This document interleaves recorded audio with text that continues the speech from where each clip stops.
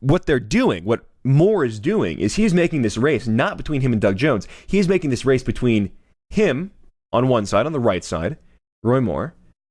On the left, the Washington Post, the New York Times, the mainstream media, Mitch McConnell, Paul Ryan, and the cuck cadre of the Republican Party. He's explicitly calling out the cuck cadre of the Republican Party. He is doing this explicitly. He said on Sunday, Roy Moore did, quote, "This article is a prime example of fake news and an attempt to divert attention from the true issues facing our country, like healthcare, immigration, tax reform, military readiness, and the national debt. We do not intend to let the Democrats, we do not intend to let the establishment Republicans, we do not intend to let anybody prevent us from finishing this race. We expect the people of Alabama to see through this charade, and we will continue our efforts." Notice who he mentions second there. He mentions the Democrats because he has to, right? He's running against the Democrat. But notice who he mentions second there. The establishment Republicans. Roy Moore is running the first primary campaign that is explicitly against the establishment, against the Republican establishment. The first of 2018, I should say, because our friend Paul Nealon ran the first candidacy against Paul Ryan back in 2016. I don't think the electorate was quite ready for that, but Nealon's looking very, very good going forward. Nealon is looking like a guy who could probably go on and win in 2018. This is why the GOP establishment is so frustrated. This is why the GOP establishment is shaking in their senior padded training loafers, right? This is why the GOP establishment is so terrified.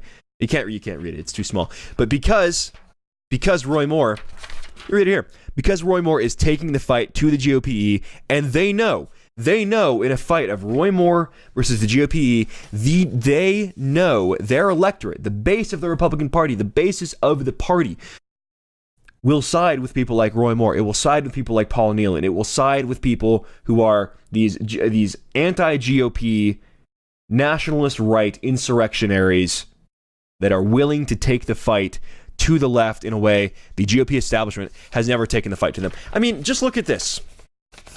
We can just compare appearances here. Okay? Look. Who are you going to side with in a fight? Okay? If you got to fight the left, you got to fight for your country. You're fighting for the future of your nation. Are you going to choose Roy Moore with the strong jaw, the alpha appearance to him, the protruding jaw there? Or are you going to choose this fat-ass Mitch McConnell who just looks doughy and weak, and he's got the weird turtle look, and he's got the quadruple chin, and he just looks sad. He looks like a soy boy.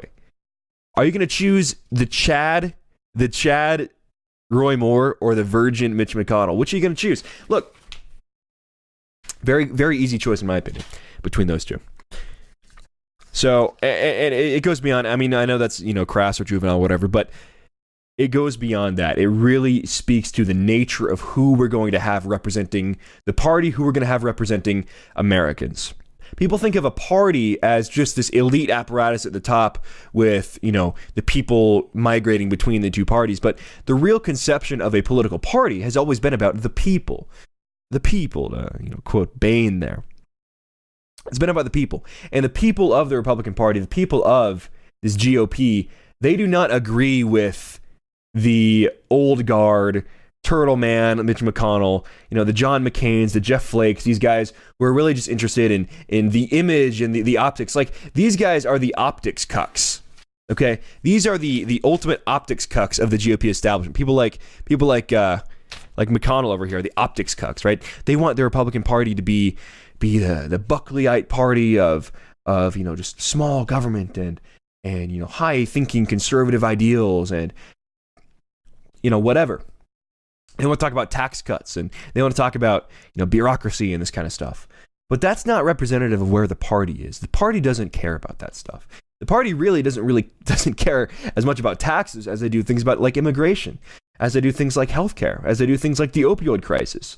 That's really what the base of the party cares about. That's what the people who make up the party care about. And the GOP establishment conservatives, they say they're conservatives, but they've been asleep at the switch for the longest time. And they haven't conserved a damn thing. They can't even conserve bathrooms. They can't conserve not getting trannies elected.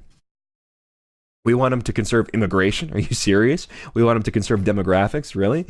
They can't do that. They can't do any of that. They are fundamentally, from a mindset perspective, from a human nature of who they are not equipped to take on that fight, because these people, they have been steeped like a terrible neocon Zionist tea.